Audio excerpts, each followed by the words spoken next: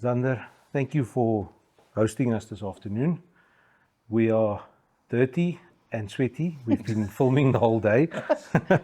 And it was, we've spoken so many times about doing something like this. And when we came up to Tzaneen now, I said, well, here we are. So thank you again for hosting us. It's been incredibly interesting so far. So here we are.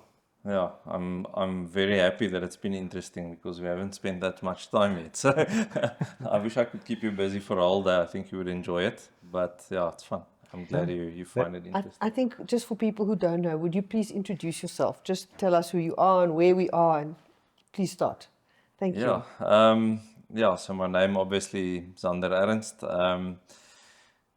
So fourth generation farming at Allesbeste. My great-grandfather started the business. He was a medical doctor. So from there, I think maybe he brought in the scientific side of our family. He came here and started with property in town, and then eventually bought this farm and started farming on it. Grandfather, up until mid-60s, this was all citrus farms. So before all the citrus regions were established, this was the hub. So our coffee brand today, that's actually the original citrus brand from this area. And what's that brand? Krabbefontein. Okay, So, interesting. So I'll pivot a bit into history and then I'll come back to who I am. But it's unfortunately a part of who I am, which is... Was it unfortunate? Yeah. So, but I think it's fun. So, our farm together with Merensky High School, given that I haven't actually said where I'm from Tzaneen, Limpopo. So the original Tzaneen town was actually situated where Merensky High School is. So basically, when that started, it was actually an agricultural research station. And the original guys that actually developed the eucalyptus plantations, which eventually became Merensky Timber, which we know today, or Westphalia, they were the initial pioneers of this area. This farm, together with Merensky High School and portions of other farms, were basically the hub of the regional development called Tzaneen at that time. So at that point, the farm's name was Krabbefontein, so we're talking late 1800s. With all that history, things developed. Already don't know how I got on this track. But so fortunately, I started with the Krabbefontein name. So basically, my great-grandfather came in. The farm was called Allesbeste at that point. And he decided as a British German that, he was going to, it's not the right grammatical use of the name. So he changed it and believed the right Afrikaans was Allesbeste. Obviously today we love that name, and he renamed the farm to Allesbeste, farmed citrus, timber, did, milling in town, had property there. Still part-time doctor. So citrus went on as the main crop for a long time together with the eucalyptus. And then from that point on, when greening disease started kicking in, actually my grandfather dedicated a lot of time to greening disease research. That's African greening. Yeah, so... just keep in mind the citrus people might listen. African greening. So it's very interesting when I... sorted out the office that we sit in now, used to be my grandfather's house. So when we started cleaning up here, we have an archive still where there's, documented papers where each tree's, like on a, what we called in Afrikaans, blokkiespapier, so blocked graph paper, with each tree numbered and colored, and he actually monitored over years how the greening spread. Wow. And they did different chemical trials to try and prevent it up to the point where they saw no future for citrus. And by that time, obviously, Lucentlands started developing. So they basically pulled out of citrus. So that brought in the new generation of farming for us. At that point, avocados wasn't yet, a commercial crop or a viable crop really in this area, mostly because of Phytophthora. but also not a known crop. It is a perishable crop, not as hardy as citrus and bananas and those things. So at that point, bananas was the most viable crop together with eucalyptus, and they tried avos with it. Bananas also were a bit cold for bananas, not, if you compare it to something like Komatipoort, we have cool evenings, so we tend to go below 12 degrees Celsius, and that's sort of the optimal point. So, so for a very long time, the farm was split between those crops. Obviously, in the old days, they did vegetables and stuff. But yeah, so I think probably research and scientific approach to things started, went through those years. My dad then did his doctorate in the 1970s and 80s, sort of wrapped it up when he came into the business and started the avocado nursery. So at that point, when I sit with our Westphalia friends, I often and more often these days say they give a lot of credit to Hans Merensky, but I think a lot of people are overlooked, and one of them is, I think, Jan Turin, that was one of the major leaders and early leaders in what we know as Westphalia today. And my dad had a lot of respect for him. I barely knew him. I've met him maybe once. And the thing is, what he installed in my dad was, experiment, learn, share knowledge. And that was a lot of the philosophy that was then installed into our business. And if not for them, we would not be able to establish our nursery. That was a good collaboration at that point. So, I'm trying to cut this history lesson as short as possible, but It's absolutely fascinating. We are in no hurry, please no, so continue. I think it's good when you talk about these things, otherwise they get lost. Yeah. For sure, for sure. Yeah, so in essence, that he started the Avo Nursery, did his doctorate on rooting avocados, and so developed his own method. And from there onwards, really the love for avocado started. I think another pivotal point in our business was when land reform started. My dad, where a lot of guys decided to sell their farms, my dad's vision was take out the eucalyptus as fast as possible, develop into a more profitable crop, which at that point was avocados, even though it was still marginal, but planted the farm very quickly. So within 10 years, the whole 200 hectares of Allesbeste was planted up. In that point, 1996, he bought an additional farm, and that sort of started making us a multiple farm. He got involved in marketing through Westphalia Marketing at that point. He was one of the establishing members of Westphalia Marketing, and then eventually broke away and formed AfriPro. And from there, sort of, we started our own marketing as well. So our business today, brief overview, and I think we're still tweaking and building that even out further. But the vision for my dad was always be involved in the full value chain of avocado, so from seed all the way to marketing. We are potentially taking that a step further. I think, he obviously started it in terms of our breeding programs. So you actually genetics, which, chicken and egg comes before the seed. But that brings in a lot new thoughts, and I think there's other elements in the value chain where you need to decide, do you want to get involved or not. But our focus is be well involved in that. And I think what makes our business quite unique is my brother and I are not at the top of the hierarchy. We try and put ourselves in the middle of the business. So what is nice there is I know a lot all the way through from breeding to marketing. I'm not an expert necessarily in each field, but when I speak to a farmer, I have this benefit that I don't wear a marketing cap and tell him this variety sells at the highest price, but I don't know what the yield per hectare is. I know exactly what the yield per hectare is. I know, why this variety was bred, what the unique benefits is, which combinations works for which microclimates. So, I would say more than anything, it's actually so much fun to have all these, facts and to play with that a bit. It's a very organic growth sort of avocados as a whole. So we have a unique position, I think, in the world. You guys speak to everyone from, marketing companies to farmers to IP owners. And I think, you'll have those examples when I mention it now, where it's not often where the IP company has its own nursery and its own farms, and that's a triangle. Or, Exactly. the marketing company and this and that's a triangle. So for us, that's something that after my dad passed, I had a lot of time, you have a lot of introspection. Who are we? What road do we continue on? How do we find ourselves? And it was a unique opportunity to actually realize that, wow, we have these triangles that sort of form the business.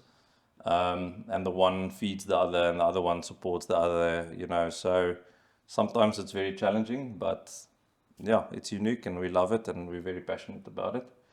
So I think I've said a lot. I think We maybe love one. it. That's why we're talking to you. Well, when we were driving now, I said to you, look, I've got limited knowledge in Avos. I've worked a little bit with it. So what I find fascinating is that you are experimenting with the stuff. You are physically taking your time, your money, and trying stuff to see if it works. And like you said, there's a lot of stuff that bombs, and there's a lot of stuff that works. But if you don't experiment, we've always done it this way. That's the most dangerous saying, they say. Yes. When people say, oh, but we've always done it this way, because they're not trying anything new. And clearly from what we saw on the farm, you're trying everything new, not anything, everything new. Well, when you There's a few things at least that we don't try. but you get a lot of visitors here. You've got your symposium coming up now soon. What do the established people from the industry from all over that come here say when they see these things that you're playing with? We've had obviously many mixed reactions. Unfortunately, I think, the general person has a lot of doubt in new things. Yes. So people want to see proof of concept before they even, that's proof of concept, and then sort of see it working for 10 years and then they'll believe it. I think there is a percentage of people that are excited for something more modern, something more improved, that really want to jump and sort of look at it and say, wow, there's something happening. So I think as in any industry, you have, I more and more sort of refer to the product life cycle. I studied marketing, so for me that's a default. Is you have your early adopters that realize these things, and they in the early growth, and they're the risk takers. They're the guys that want to innovate, so they enjoy it. Those people love it. But your majority of people are the people that get involved in sort of the growth phase itself. They want to see somebody else pay the school fees. Yeah, so I think we do pay school fees, probably for things that might be standard in 30 or 40 years time, but it's fine. We do it for the love of it. Our philosophy, we probably have a lot of philosophies, but the one big philosophy for us, and it's also a challenging philosophy, in terms of IP and stuff, is, how do we contribute to the improvement of avocados long term? So the nursery, the propagation technique was one of it. Maluma has been one of it. The breeding and selection program, when you look at something like trellising, high density plantings, we didn't invent high density plantings. They do it in countries like Chile, but it's never been done in South Africa. It's different climate, different soils. So you have to take these factors into account and say, is there use for it? Should we do it or not? And the majority of people will say no, but farming as on 8x4 works, and it's always worked. So they just stick to the recipe. But if you don't do the effort of analyzing it more mathematically and saying, where are we losing time and money, and time is money, then, you don't innovate. So for us, I think sort of my dad gave me enough room to, farming wise, and my brother, technology wise, to basically say, how do we look on the other side of, the farming fence or the industry fence into other industries and say, what is nice and green out there and how do we implement it? So we were allowed to innovate, play around. So the obvious thing from an Avo point of view was, a lot of the Avo farmers were still weekend farmers, and I'm talking as recently as 2009. It is a long time ago by now, but, Yeah. and, you don't have this commercial mindset. So for us, for me, it was, how did the Apple guys get to where they were? And I, by chance, sort of halfway through high density planting, said to myself, okay, but I wonder what did Apple production look like a few decades back? And I did a rough, graph of it, and it's in average we're roughly 50 to 60 years behind the Apple industry. And people in the Apple industry that have been there for a long time will tell you that once upon a time, they also only had 14 tons a hectare. And it changed through rootstocks, through higher density plantings, by training plants, understanding pruning better, chemicals, whatever. But it's a more intensive farming. And, for me, it was, how do we raise efficiency per hectare rather than just plant more hectares? So, yeah, it's a, I don't know, inquisitive side of us, but absolute passion towards improving. And I think, people tend to get it wrong when we say this, and I still need to figure out what is the right expression of it. But it's, people will, we try and tell people that we don't do this for the profitability behind it. We don't farm for profit. Obviously, you need profit to survive. It's a logical part of business. Yeah. But there's a huge weight in our business in terms of how do we contribute? How do we sort of share what we know? How do we learn? And how do we share where we've gone wrong so that people don't have to repeat that? Because let's be honest, I can show you so many orchards where we've just gone completely wrong. But how do we capture that lesson and, convince people not to go down that same road? So yeah, I think it's been a magnificent, for me, it's now 16 years in the business where, I've paid school fees, I've learned, we've been through tough times, you learn. And I think the nice thing is, if you ask me today, we're pretty confident about what the recipes that the next 10 years of Avo should look like. And it's about now sort of rephasing and gearing for that. I think that's the major win. As our friend Melton said this week when we were traveling, you learn from your failures and from your successes. Absolutely. I was thinking exactly the same. It's funny how one thinks. But actually what you're saying, it sounds to me like a lot of what you're doing it with private equity, on private property, and you are doing it actually for the industry. So you're doing a lot of the stuff, you're spending your own time and money on your own ground doing this, and this is going to benefit the industry. Yeah, but that's also why I think, and please correct me if I'm wrong, if you do make a mistake, there's no investors breathing down your neck. You're not stuffing somebody else's crop up. For sure. It's your own. But you're also providing shortcuts for other people. You're doing the hard work, and you are reaping the results, but actually, as you say, how not to do it. You're learning lots and lots of ways of how it should be done. But you can also choose to take the time is lost, make up that, and then share it. For sure. I get that. Yeah. I just need to pull my thoughts back to where we were now.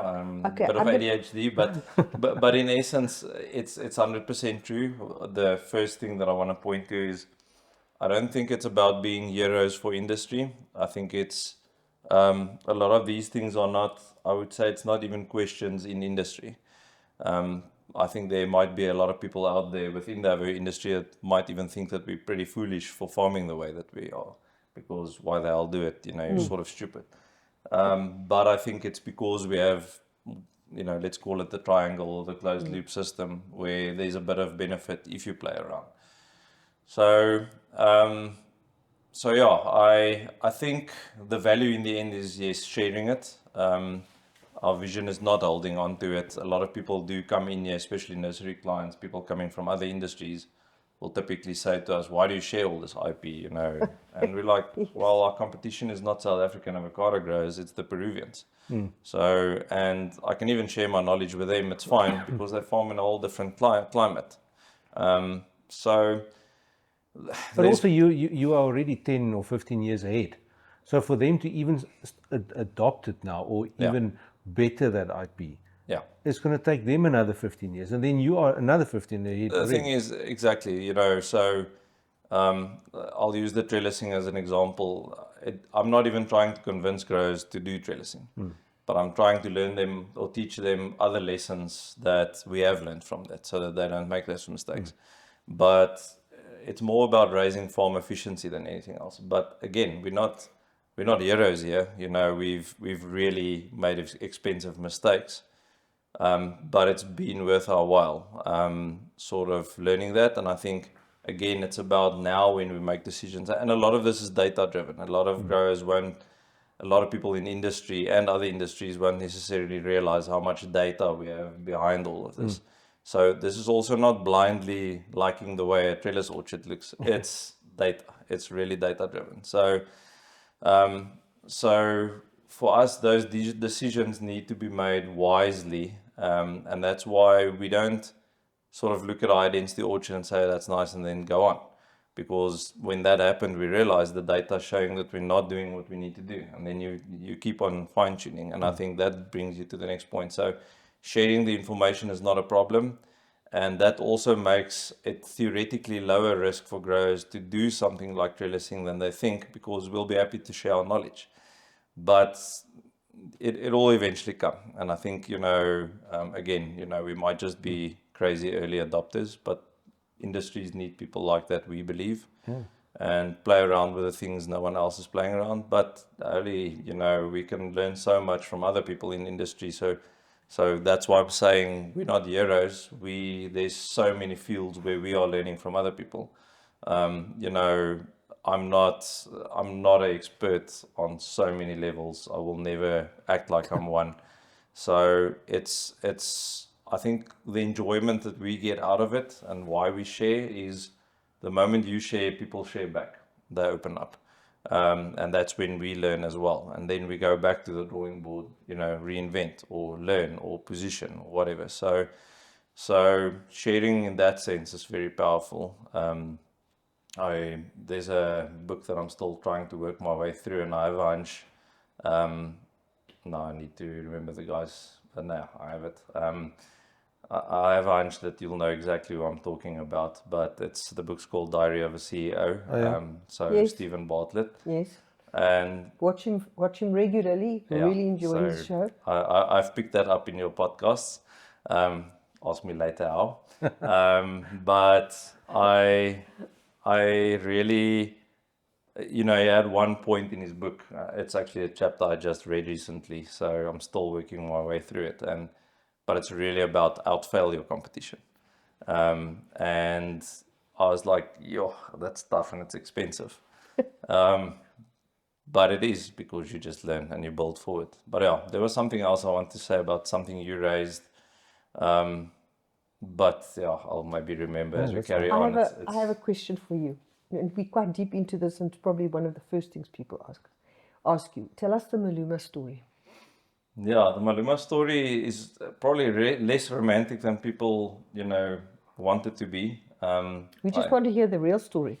Yeah, the real story. No, it's very simple actually, and I think there's more examples of that out there, and it's an encouraging story. I just realized that I have 4 boxes of avos there for you guys on the table, so we can maybe just pick it up. I just want to show you difference in varieties and things a bit.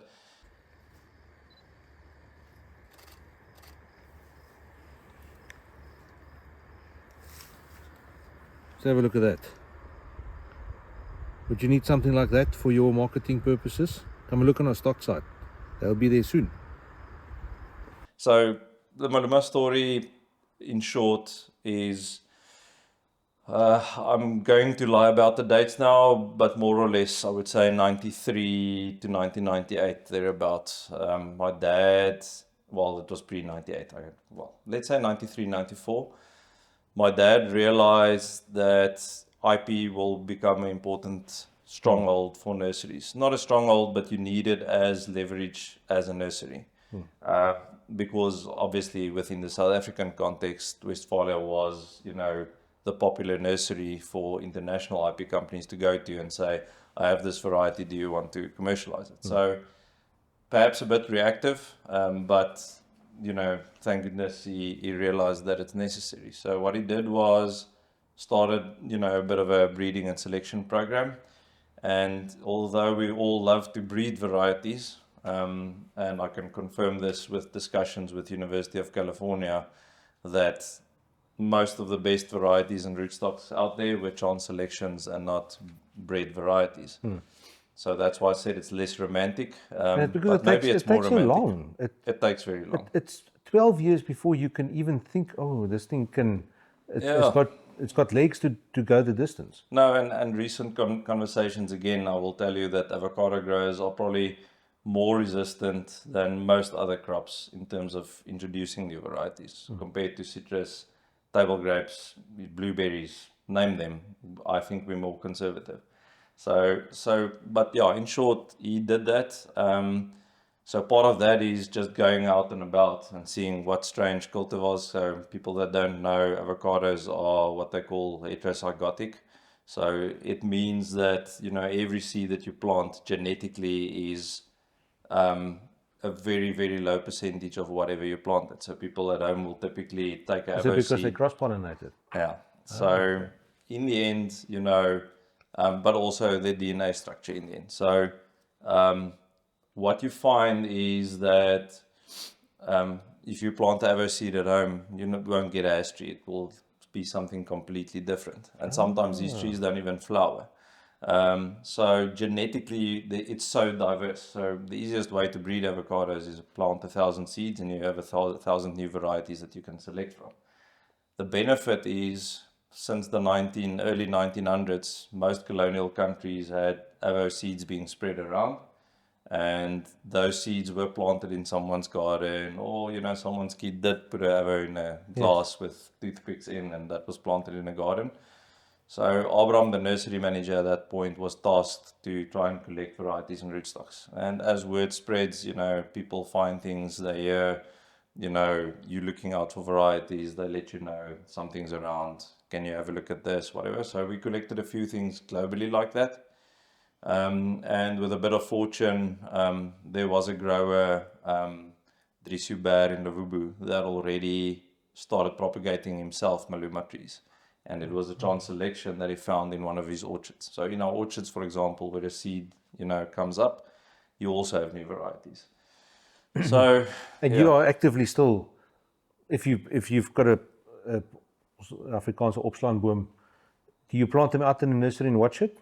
Yeah, so there's different routes we follow. You'll remember the very purple fruit, round fruit I gave you in the Cape. That's an example of just a rootstock that grew out. So we'll collect that. You try and trap a lot of characteristics because in the end, that's how, when you get to genetic screening, which now becomes more popular, you don't have to go the genetic manipulation route, but you can screen very early on. So that makes breeding a lot shorter. So we've done work like that in terms of mapping avocado genes. A lot of other breeders have done it. But the problem again is sharing of that data. We would derive answers a lot faster. But theoretically, if we want to have it with a purple smooth skin, but we want it to look like Maluma, we can now screen until we have that. So it just cuts out the process. So you try and trap those genes. Sorry. So for the people watching, magically appeared avos on the foreground. Half-time avos appeared.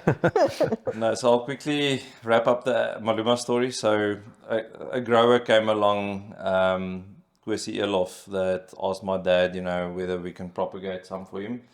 We then said, okay, yes, can we propagate the orchard for ourselves? But you haven't planted an orchard at that stage for yourself yet? So the first was then, I think this was around 1996. So sort of between ourselves, Dewald, Kwesi Elof and ZZ2, sort of between 1996 and 1998, the first orchard started going in.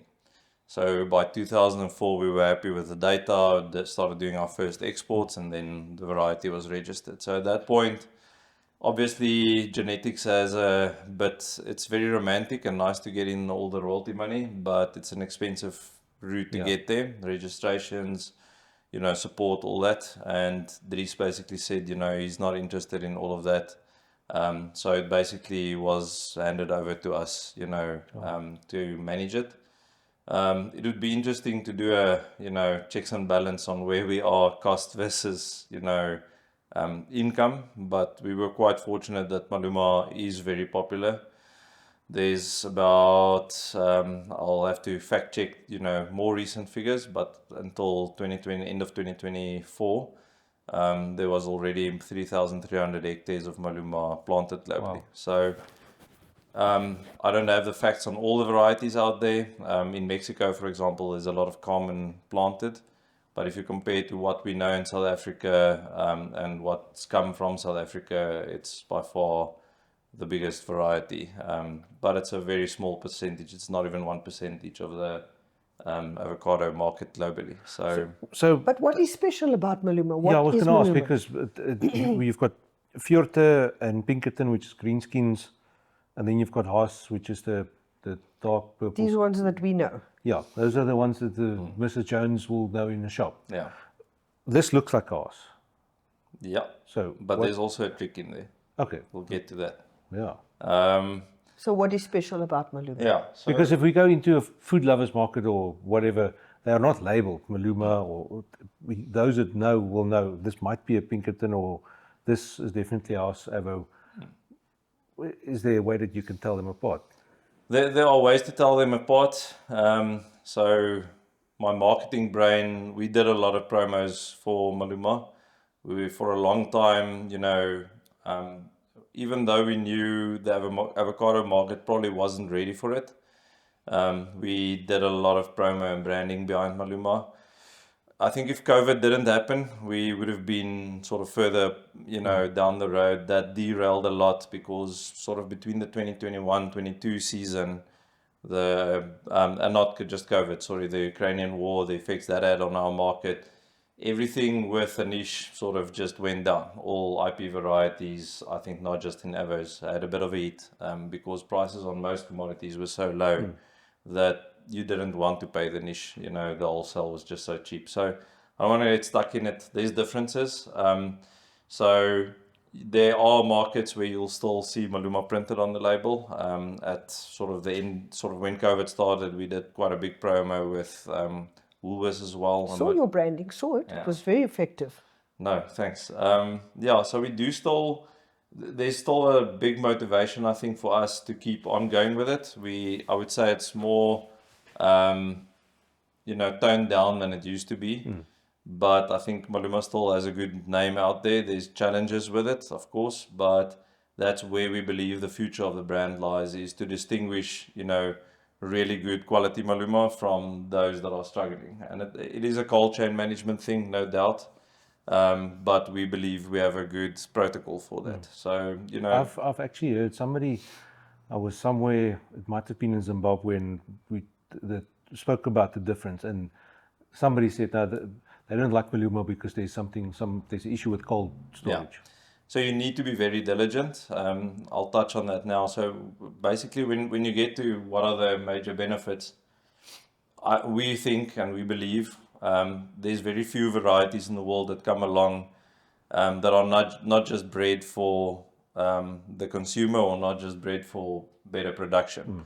It's very few that has benefits both ways, and Maluma for us is one of those varieties. So Maluma is more adaptable to climatic conditions. It has, so I'm just first going to focus farming side. So it copes very well in, low humidity, warm climates. So drier climate. Yeah, so it produces better fruit size than Haas will produce in those climates. So something like the Trellising area, Tzaneen area where we are now, historically was a warm climate. So if you're down in the valley where we are versus the mountains can get big sizing on Haas, where down here we don't.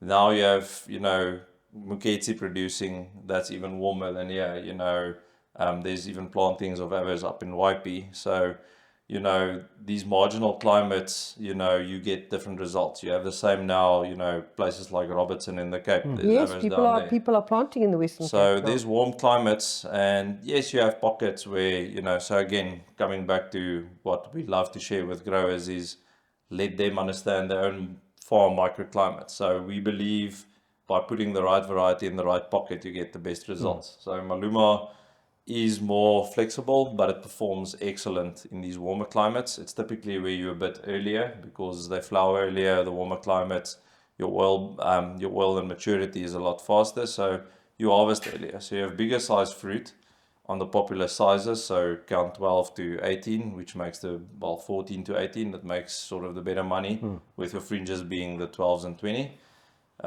So rand per kilo in the market, it does better just because it has more fruit in that count range. You have higher yield because bigger fruit gives you bigger or higher tonnages per hectare. And now, the additional benefit that we've seen is it's less alternate bearing than something like us or the older varieties. So it's not the top producing avocado variety of those that are registered. In our climate, the top performer is Lamas on absolute ton per hectares. Then you'd have Pinkerton and then Maluma, but at some climates it will be a close performance between Pinkerton and Lamas. So the fact there is, the farmer cannot control market price. We don't have that as a guarantee. So you need to control yield. And the higher your yield, the more you can cope with a low price. And again, it's a mathematical calculation. So one of the worst things we believe growers do is they go to the market agent and they plant varieties based on price.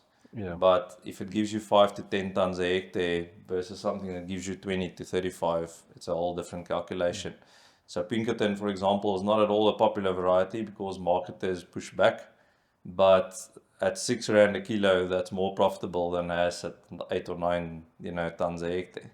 So you need to do these calculations to understand it. So Maluma needs a nice niche farming side in what we believe is sustainable farming. It's more efficient farming, smaller trees, bigger fruit, hits the market right, that whole thing. The market... Sorry, before you go on avos, I know on citrus, apples, bigger sizes are not a popular size. Because those are normally sent to juice. You can't put it in a lunchbox. It's just not it's not something that makes more money. So there's particular. Do you have the same on avos? Yeah. So there's ranges. But the range, unfortunately, is affected by, let's call it 98%. Stand to be corrected, but throw a number out there. That's the proportion of the avo industry that's planting has. The net result of that is there's small pockets again that produce bigger fruit, but the golden thread through the industry globally is that peaks on count 20 to 24. So that's a 200 to 170 gram fruit more or less, and that's a peak. So the problem is all of that gets pushed into the market. From a punneting point of view, count 20, 22, 24 is still pretty attractive, all the way to count 18. It's an attractive size going into the market, but there's just such a complete oversupply because of the overplanting of as. So now these bigger fruit sizes do well. But typically when Peru started planting, the orchards were young and they produced a lot of big fruit. So at that point, the big fruit market was under pressure. It was still a good market, but eventually as their trees aged, fruit got smaller, and now again there's a massive hole. So, and there are times in the season, for example, where we in Peru compete where it will flip. So there's a complete pressure on small fruit, suddenly they pull back, and now suddenly there's an oversupply either through selective harvesting and things of big fruit, and then you need to be in with your small fruit. So our strategy is not to breed for one part of that scale. Yes. So our view is, and that's how we advise our nursery growers as well, is look at supplying the full basket. You want everything from account 10 all the way through to account 32. There's a market for everything, but have that straight through the season. It's risk mitigation, if you want to call it that. So, and then also different varieties through the season. So it's a lot of complicated thoughts that I'm trying to simplify as much as I can. But it makes total sense. But sure. It's a benefit with avocados because it's not just a niche on 2 counts. I want to ask you a question with a consumer hat on. I'm a consumer and I'm in the shop, and I want to get the best avo to take home with the most flesh and the least pip. I think that's where I heard Maluma. Yeah. Tell us more about that. I was hoping somehow I'll be able to pivot back and finish my Maluma answer. So you've done that. So Yeah, so the Maluma thing, yeah, so funny enough, again, I don't know where we find time for this, but we find less time for it now.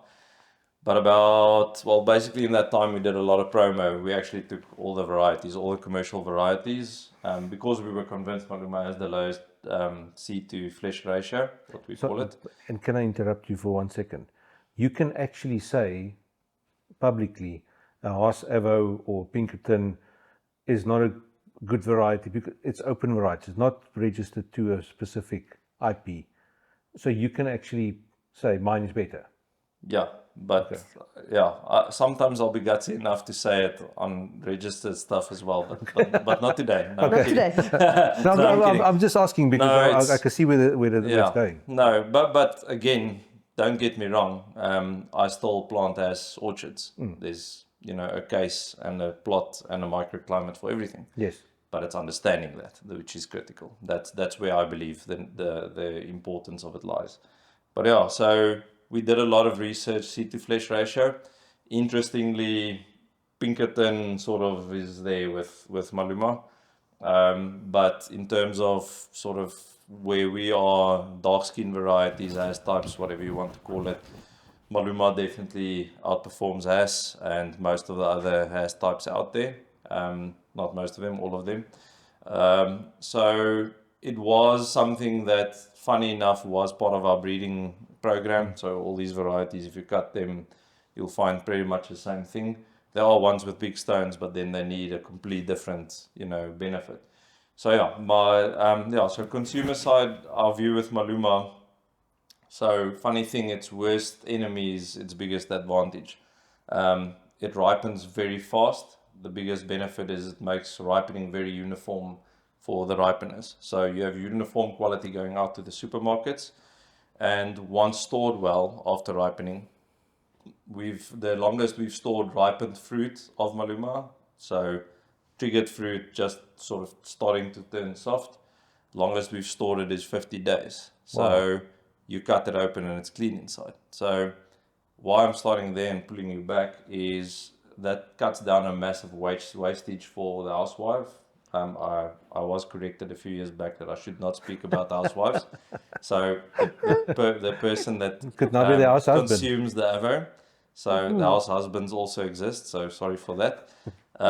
So in general, these things improve consumption at home. So, a thicker skin tends to give you better internal quality. So it's also something we breed for. Maluma has that. So Maluma, in our point of view, has a very nice sweet nutty taste. It doesn't go sort of, when you go into the late season with Hass, it becomes very thick and peanut buttery, sort of with all the oils that start building up. So Maluma's oils develop not slower because on a low maturity it has higher oils, but it's more gradual. So the late fruit still has a good balance, which we enjoy. So it is a nice season. But yeah, taste-wise, it is really good. I think taste is subjective, so I will never argue it tastes better than this or that. I think it's, but people don't tend to think about avos as having different tastes. Yes. But it does. There's different nut profiles, and you have to understand almond tastes different from a cashew. The one's sweet, the one's dry. So Hass typically is more on the almond spectrum.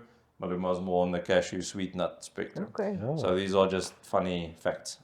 You're making me hungry here. Have a taste. But yeah, so it's interesting, and I think, so in terms of the consumer thing, I need to come back to shelf life.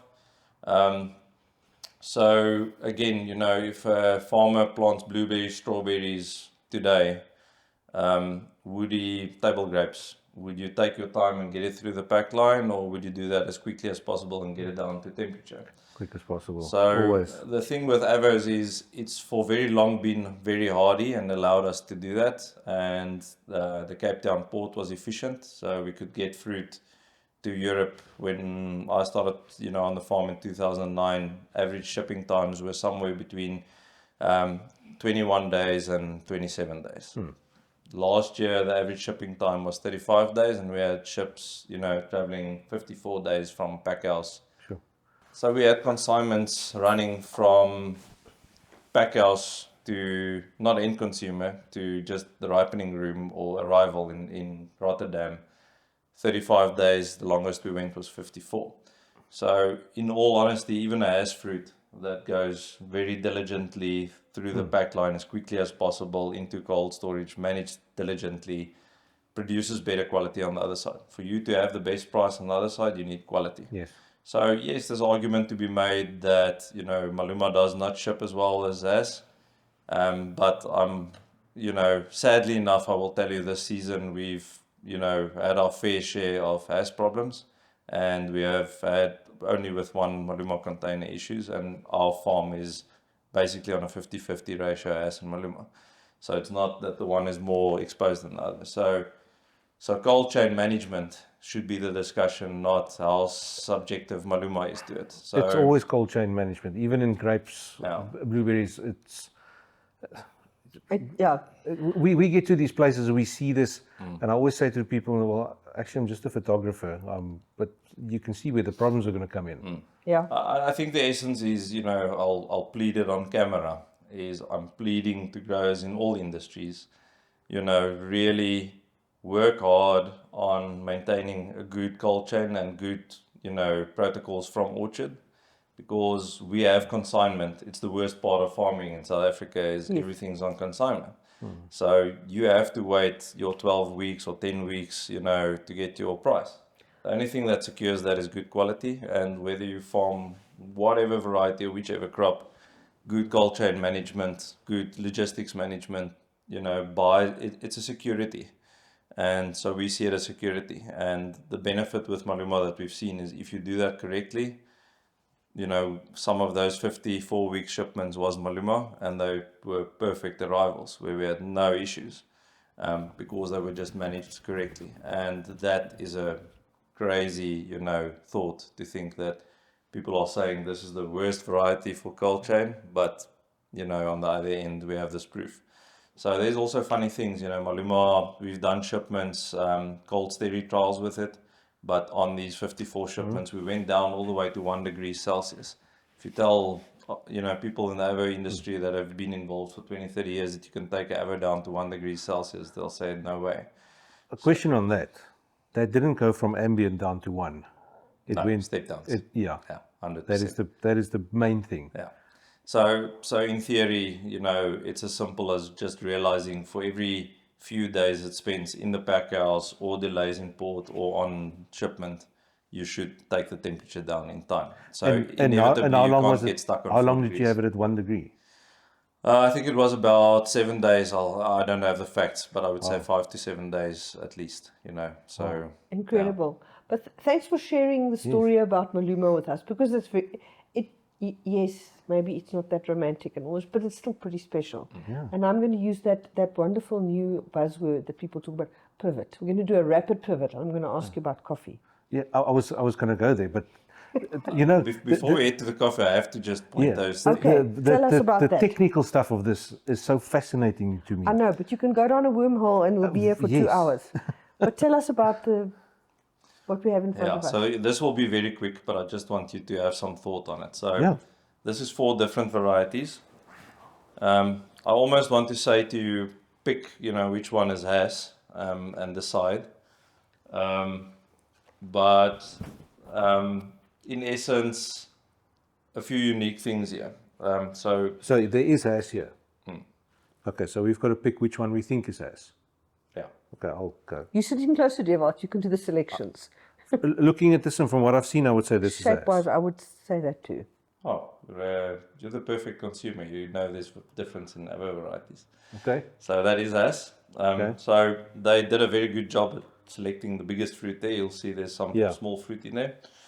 So these are sort of, at the moment, I would say our top 4 varieties, well, top 3 varieties compared that's to Hass. Hass. Okay. So step 1 is, you know, if you raise the Hass fruit and the fruit right at the top, Yeah.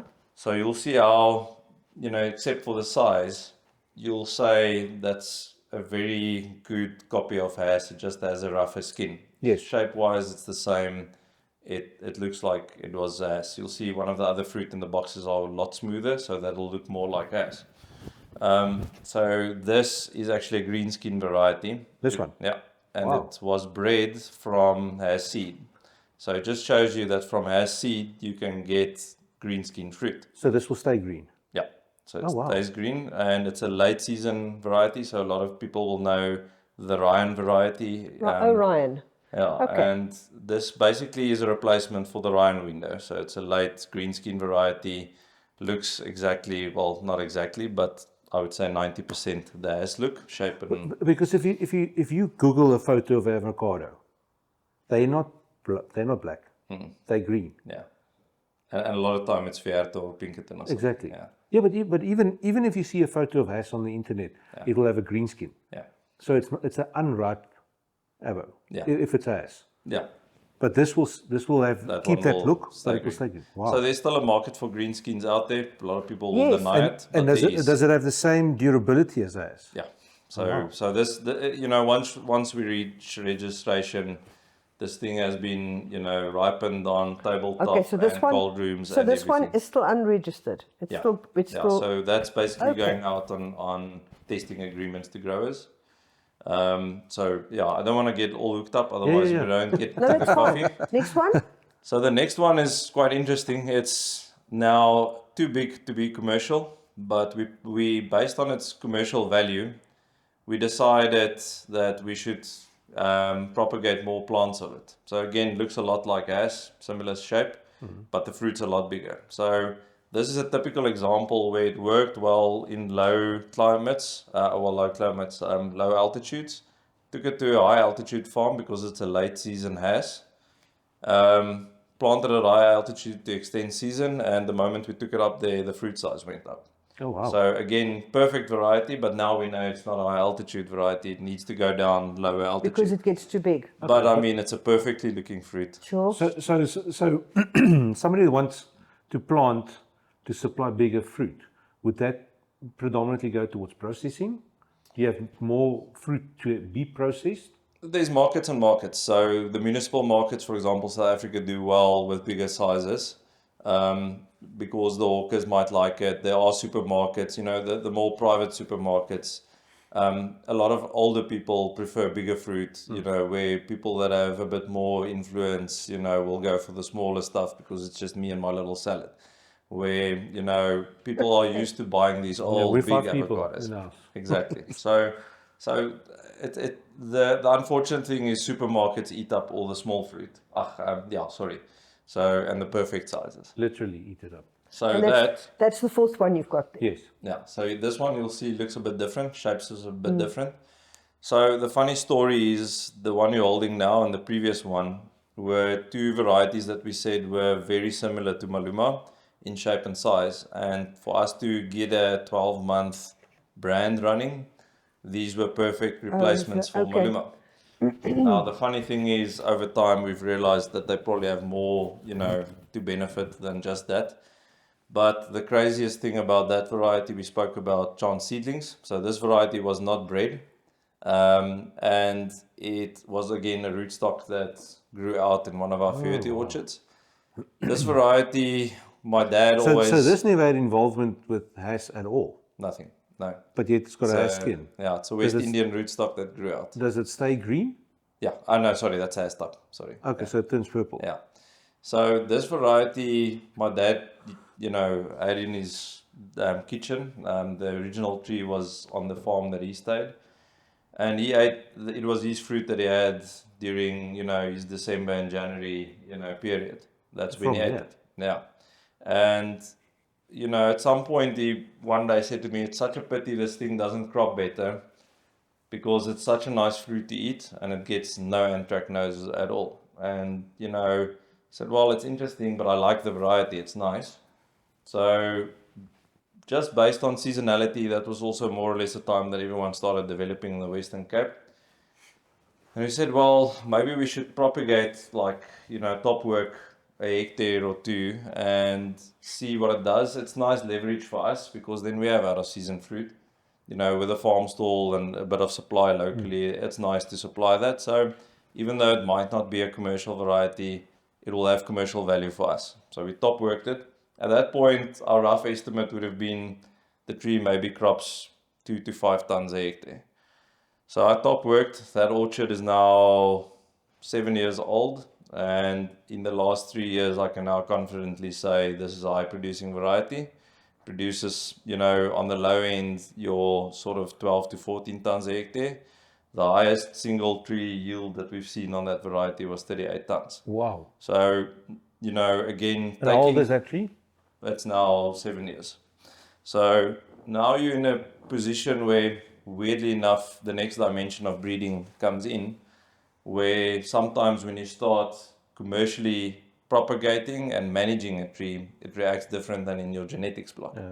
Because now you learn how to deal with a variety. So really impressed, and the unique thing with that variety is it can crop 2 crops. The longest we've hung that is into March the next year, so 18 months on the tree.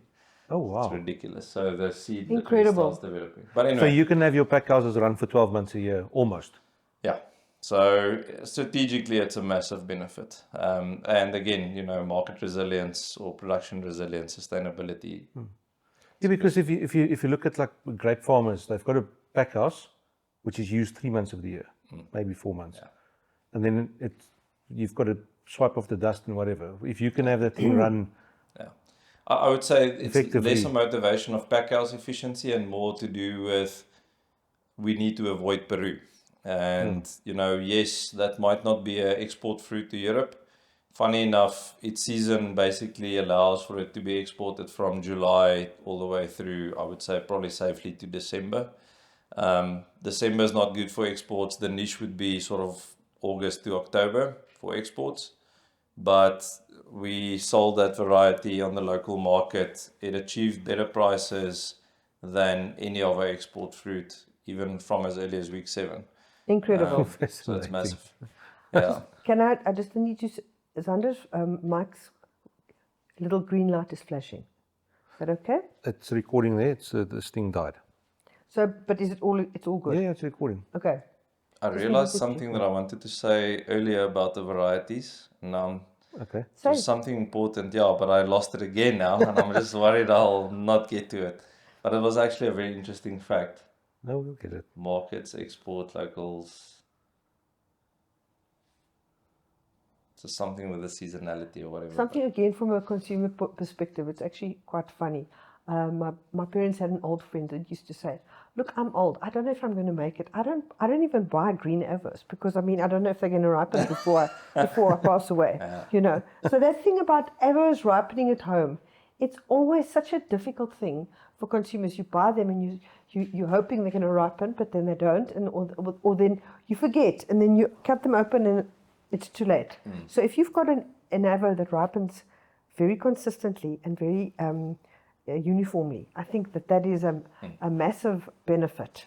Yeah, no, for sure. And I think it will be a very long time. Again, I always say to people, they need to remember that Adam and Eve did not eat an avo in the Garden of Eden. They ate an apple. So we still need to learn a lot. Love it. We're really far behind. And, They also didn't say if they picked it up or they picked it. No, well, and exactly. Hopefully they didn't steal it. No, I'm kidding. But anyway, no. So, but I mean, table grapes. It's in the Bible. How many things? Yeah. So we are so far behind. But I think in general, advice to consumers is mid-season fruit are easier to ripen than early season. Early season fruit can take as long as 14 days, whereas mid-season, it could be 3 to 5 days. But yeah, there's reliable places to buy and unreliable places, and it's about finding, who you trust, for sure. So the coffee. Let's smell the coffee.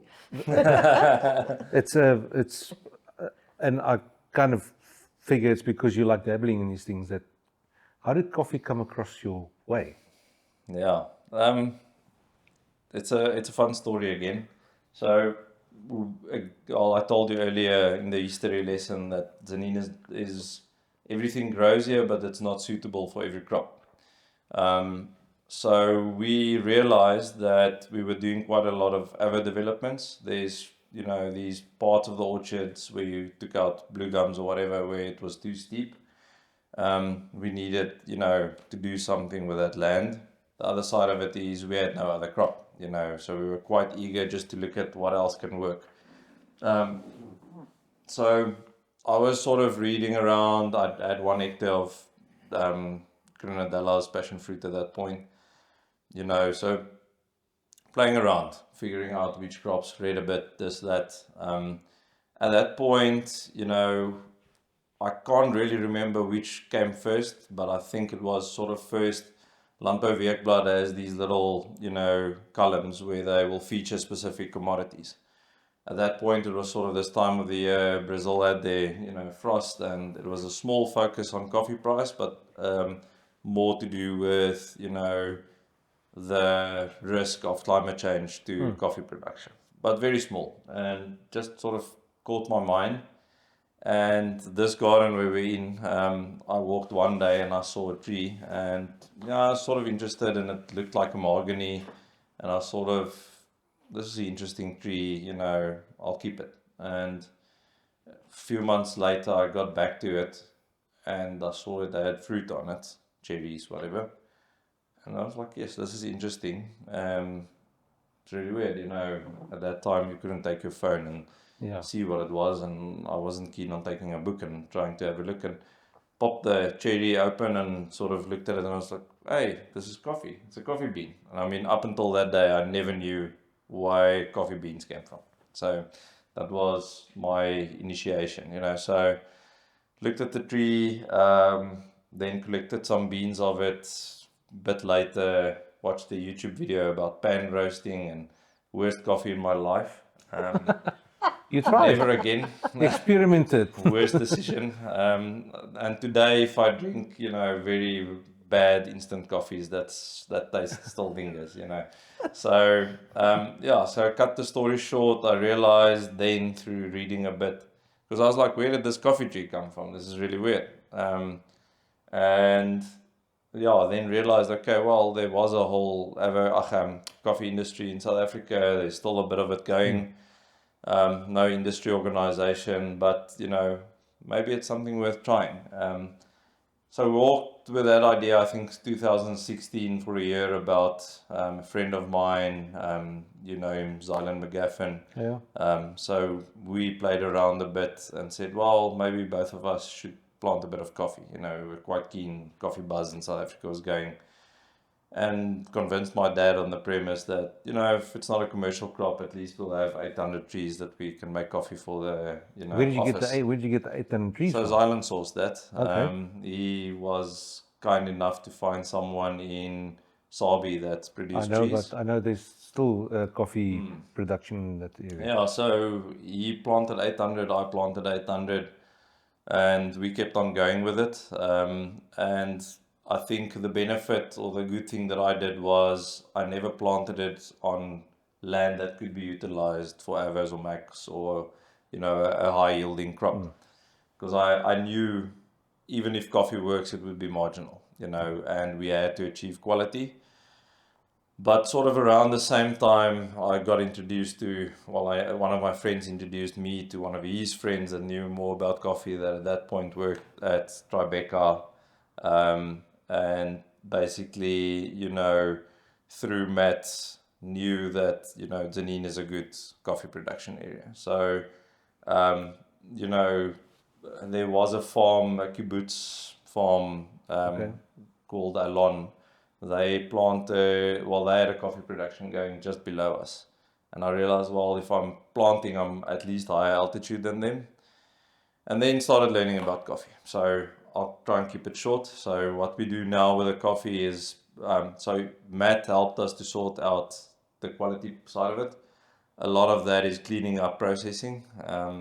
So we spent a lot of time on selective harvesting, improving our processing, and the ultimate goal was get quality. Why quality? So in essence, in the end, to put a bit of buzz and reputation behind South African coffee, never mind our own coffee, you need people to talk about it. Yes. So if it's just another commodity grade coffee, people won't talk. It's just another coffee that they buy. So my ultimate aim was people need to say, holy crap, did you taste this coffee from South Yeah, Africa? I never expected it. Branding, Yes. Yeah, We get it. so He's got a marketing degree. get it? yeah, so a lot of that at that point was okay. What should we do? What shouldn't? By chance, my initial plantings were all southeastern facing slopes. I realized that's better because it's afternoon shade. Eventually, we started planting more in the shade because we saw that gave us the extended season. The longer the beans are on the tree, the more dense, the more Flavorful. yeah, not necessarily flavorful, but theoretically. Okay. And just in terms of uniformity of cherry maturity, so it shortens your harvesting period, so you're not going back 10, 20 times to harvest, but only 3 or 4 times. So the less stress the coffee tree, the essence, the better quality it will give you. Unfortunately, lower yield as well. So there's a bit of a play. But yeah, so after that initial 800 trees, I planted another 200 trees I got from Levubu. Then when we realized, okay, well, this coffee thing was going to work, we started getting really good cupping scores, collected all the varieties I could get my hands on from the ARC, their test block in Burgers Hall. So to date, I have about 28 varieties that we play with. Those are now coming into production, doing testing on them to try and see what gets us sort of the next frontier, the next tasting, the next quality. But yeah, I think we're fortunate enough to say officially, unofficially, we have, speciality grade coffee, which means our cupping scores are, above 80. And, does it really change the world? Not really. I think I need to produce more now. But yeah, again, we control our own value chain. We've started our coffee brand. With the cafe we have and the franchises that we're building out now, we consume more than our own coffee. So I actually am now the price, maker, which allows me, to benchmark my coffee against what I'm buying green coffee from other countries. And yeah, it makes it a very, rewarding system at the moment. So profitability wise, if you get good yields coffee now, some people might know our coffee prices increased. Those that drink a lot of coffee will know yes. cappuccinos don't cost what they cost 6 months back. Now this is due to exactly that thing. A lot of people are removing coffee globally, production's going down, supply's down, so Why? demand's higher. Climatic, places like India are replacing coffee and tea with Avos and Max. Higher yielding crops, more popular crops. So it's very interesting. So in the end, the gap I think actually came faster than we thought. Sure. If you ask me today, I probably should have planted 20 times what I planted, over the last Yeah, because 5 then to they would have 6 been years. full production. So here's the thing. Hier kom 'n ding. It's Yeah. exciting. I think so. I hope so. The interesting fact, just this is a very nice, I said coffee geek, So the coffee geek side that I don't really like, but this is a nice fact, is people always claim our Central America and Central Africa, there's the coffee belt, Yeah.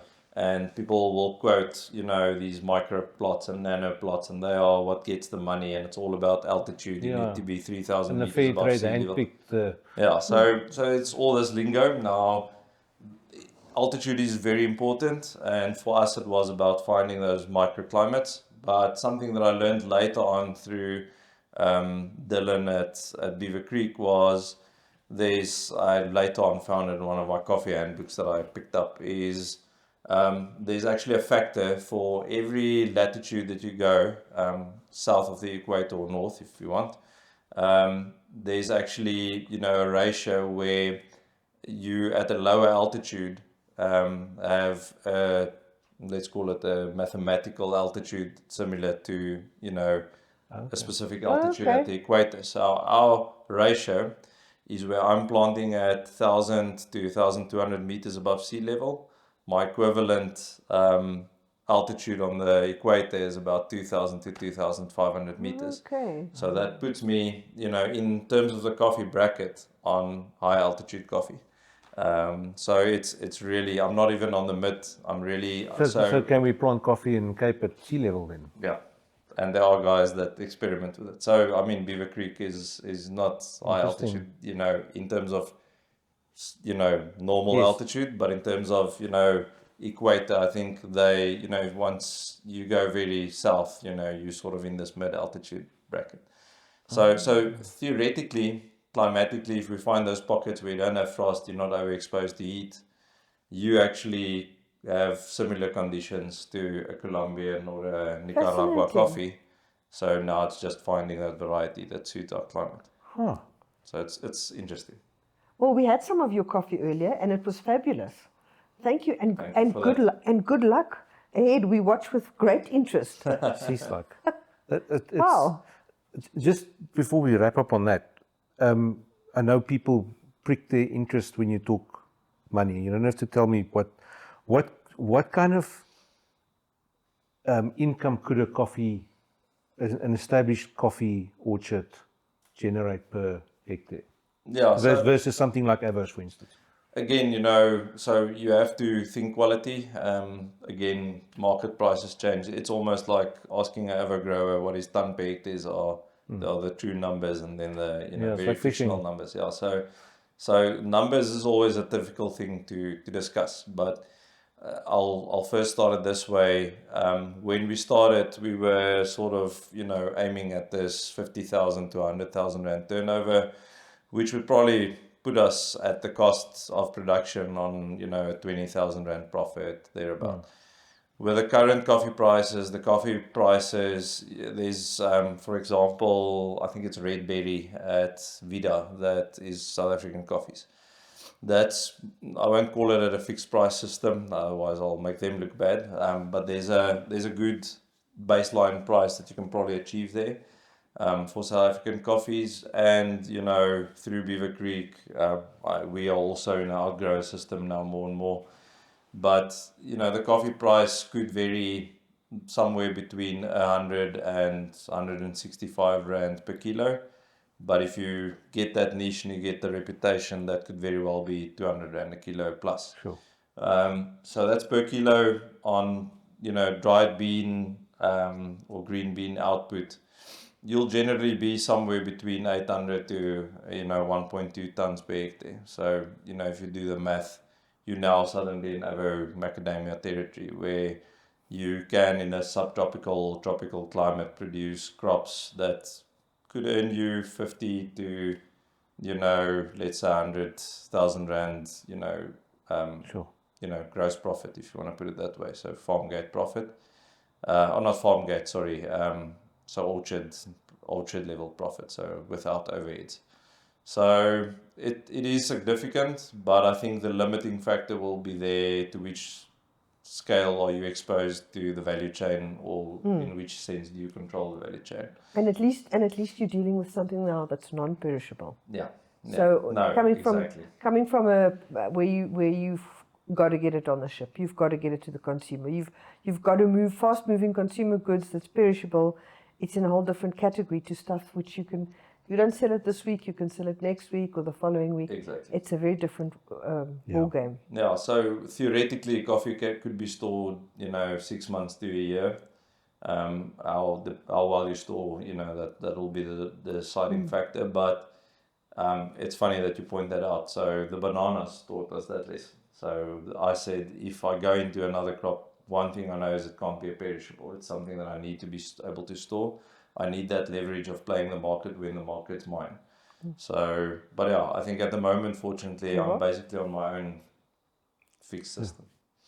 So we've had a fantastic conversation with you, and we have the tradition where we have a random question left by the previous person for the next guest. They don't know who it is, and often it's very random. And this one, especially considering the history and the things that you discussed with us, this is a nice curveball. How would you like to be remembered? Oh, no, that's a fun one. I think before I get there, I really want to thank you for this opportunity, because you touched on the fun conversation. So yeah, thanks. I think Such a pleasure. it's a privilege, and I think more than that, I want to thank you guys. It's so many people say, in the places we all visit together with growers, is the media and whoever puts message out there are underrated by far. We cannot survive. We cannot exist without you guys. So really, thanks for that. I think generally people don't realize how important you are. So thank you for that. It allows us to get a message out there. Thank you. And to an audience that's not our own audience, which is really nice. So thank you for doing that effort and doing it and inviting me. So how would I like to be remembered? So I can't remember which book it is. It's nice that you asked this because I actually spoke to someone about it last week. That's why I laughed. And I think the essence of it was a book that I read. I think it's actually 7 Habits, Okay. where he uses this metaphor and says, one day you will be next to your own grave, and how do you want to be remembered? So it's actually, I would say, a big motto in my life. But I think regardless of what I do, you want to be remembered for someone that did not do things for their own good, but for the world. And it's a very common statement these days. A lot of people will say that. But I think it's about, people very quickly forget who you are and who you were. And so it's not about your name. I don't have to be remembered for that. But my brother and I, and it's something that he actually put in my mind, I think when we were in university, where you don't want to look back on your life. Obviously, you'll have regrets here and there, but you want to look back whether you passed away or not and have a few grins about, some good you did, and I think in the end, so it's not whether people remember your name or not at all, but it's that ability to sit back. And I think in our scenario, obviously I want to be a family man and I try and do my best with it. So you guys were fortunate enough to see my daughter here. And anybody that follows you on social media will see that. Yeah, so I try. A lot of people give me a hard time and say, I'm acting as if I'm single parent, so I'm not that. So no, I have a very loving wife, and that gets me to my next point. And we actually had a discussion, and that's where the topic came up the other day, about what is work-life balance. And I think when I live the way I do, sort of to my fullest and try and do everything to develop and experiment and this and that, you often might feel like you don't have work-life balance. But yeah, on a personal note, I think it's to be remembered in each of those, but also not just that, being able to reflect on my own life and say family, husband, friend, and in the end, in everything we do within the Avo and coffee industry, and tomorrow if there's another crop, to say and look back at that and say, I contributed, either to other people doing better, allowing them to be more sustainable, perform better. Recently we got involved, we're not directly involved in any transformation project, but all these little things that we are passionate about. So it's a very long answer again. Sorry for that. No. But It's an not a single thing. excellent, well thought out and well explained answer. So thank you very much for that. And thank you very much for having us on a Friday afternoon when most people are wanting to go off and do leisure things. And we sat here as the sun was going down and talked about all kinds of things. Zander, thank you. Yeah. And I just want to say thank you for sharing openly. I don't know if many people always thank you for it, but I can, from our side, you've just, whatever we've asked, you've answered. And you could have just said, no, I can't talk about that. But yeah, thank you for doing what you are doing from our side. For that. Because you've got the whole package. Like you said, you've got the triangle. And there's very few people that's got that from anybody that's working in IP. So, again, thank you. No, Thanks for coming on the podcast. No, thanks. It's an absolute privilege, and I can't take